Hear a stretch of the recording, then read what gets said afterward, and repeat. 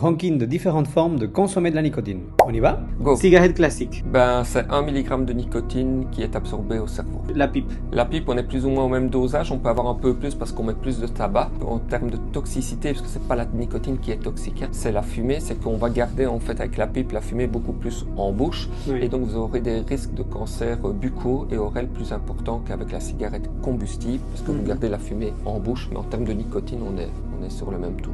Du coup, pipe et cigare, vous la mettez à la même hauteur? Même si hauteur, c'est ça. Ok. Cigarette roulée. Cigarette roulée, ça c'est important parce que de plus en plus de gens fument des cigarettes roulées parce que c'est moins cher.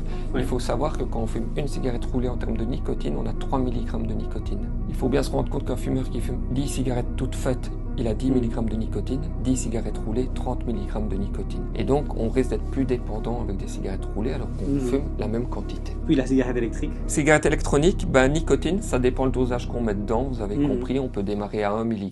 En Belgique, c'est légal jusqu'à 20 mg. Au-dessus de 20, on ne peut plus en mettre. Mais vous avez compris que vous avez des cigarettes électroniques illégales, jetables, avec jusqu'à 360 mg de nicotine. Donc le pire en termes de nicotine, c'est la cigarette électronique si elle est mal utilisée et si on achète des illégales. Si elle est bien utilisée, ben, c'est parfait. Sachant quand même que la nicotine n'est pas mauvaise pour un cerveau adulte, fumeur, qui est déjà dépendant, mais qui est assez dangereux pour un jeune. Hein.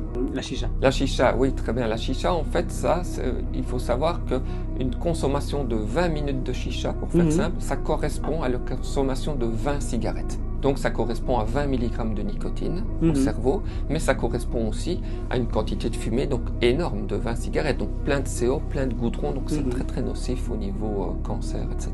Et snus, ça dépend lesquels on prend, il y en a qui sont à 10 mg par sachet et certains sont à 50 mg par sachet. 50, ça me paraît tellement énorme. C'est déconné. Et il faut savoir que même si c'est interdit, les parents qui ont des adolescents et des enfants jeunes, qu'ils fassent très attention parce que vraiment dans tous les milieux sportifs, foot, hockey, etc., ça tourne beaucoup. Ça tourne énormément. Hein.